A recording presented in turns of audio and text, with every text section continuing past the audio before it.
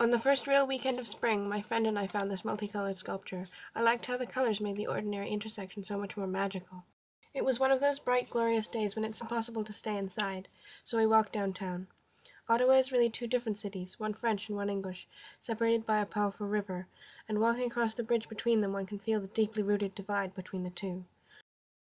I sometimes think that, given the choice, there wouldn't be any bridges at all. We headed first to a park behind the National Art Gallery, where we saw this sculpture that I thought looked like a strand of hair stretching up to the sky. Then we saw Samuel de Champlain looking through his astrolabe. He's one of those important people that you learn about in Canadian high school history classes, and in this case it is legitimate, because after all he did found Quebec City.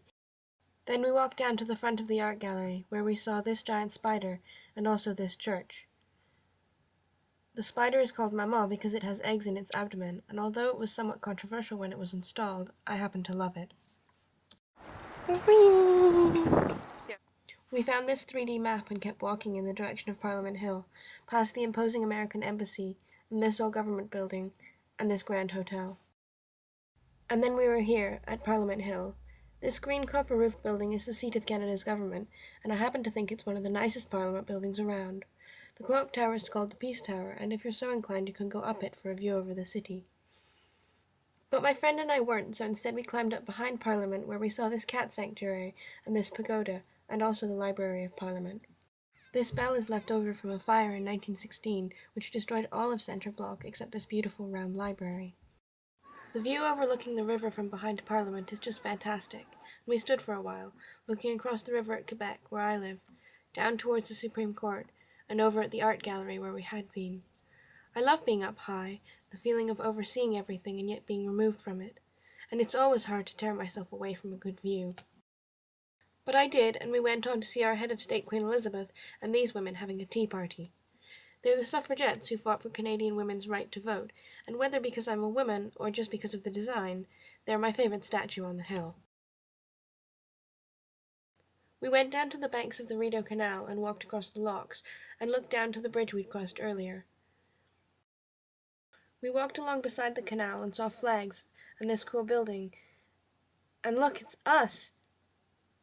And more flags. And a totem pole. We found this statue of Oscar Peterson that played music, and then the cenotaph, and still more flags. What is it with places and flags? We walked past the fancy hotel and the old train station, and ended up in the park, where we sat and watched people playing frisbee, and talked about the future, difficult though it was to imagine as the perfect afternoon stood still. We felt certain that catching our dreams wouldn't be nearly as easy as catching a frisbee. Eventually we headed down to the Byward Market, where we saw this kindness meter, and had beaver tails, which aren't in fact tails, but are most definitely delicious. And then it was getting late, and we were getting tired, so we returned to the bridge home. As we crossed, I thought about playing tourist in my own city, and the impression it gives.